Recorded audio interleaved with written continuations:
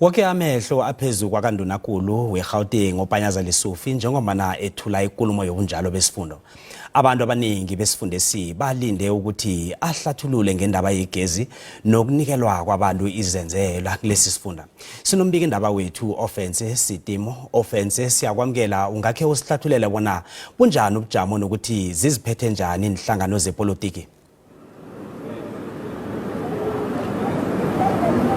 Ngiyabonga. Lapho sikhona vele bekune activity eyiningi, ama MEC bebabhizi babukele abantu bemithetho vele, amaphoyisa nama metropolice vele bayenza iparade yabo, bebayenza iparade ukamukela vele indunakulu yethu uPanyaza Lesufi lo ke aqalile nge-speech sakhe se-State of the Nation address. Siyazi ukuthi i-State of the Nation address ye indunakulu uPanyaza Lesufi eyakhe yokuqala, and futhi uba indunakulu ngesikhathi se-Gauteng ithola inama challenge amaningi. Siyazi ukuthi ikole asikho space ezikolweni. In fact i-EFF ike yamacha ku-department vele education yase-Gauteng ibanikeza 24 hours ibatshela ukuthi if bangatholi space for abantwana be-grade 8 the grade 1 bazobathatha babayise esikolweni nge-force ukuthi ba-admitwe. And futhi siyazi ukuthi kune load shedding stage 6 and futhi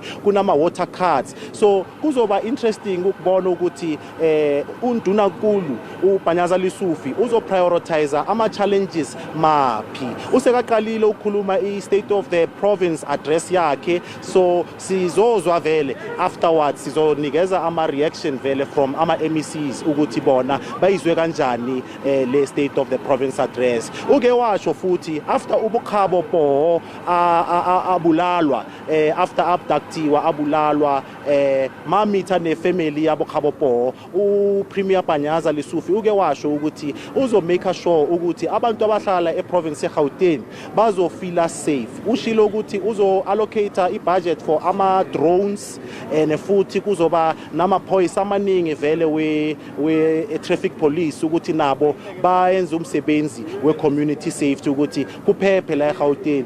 Len ivela especially after uMinister we police arelease ama statistics wakhe we crime vele for ikota ye October until December, and sibonile ukuthi akapainti ipicture ejabulisayo ngoba i-rape, murder ne-assault GBH ziphezulu kakhulu. So sizozwa ukuthi manje makunje ngoba abahlali baseGauteng abasazizwa ba safe ukuthi kuzoyenzwani ukuthi kumake sure ukuthi nabo bazozizwa ba safe. Siyathokoza. Sibakubuza ukuthi inhlangano zepolitiki ziziphethe njani ukufikela nje?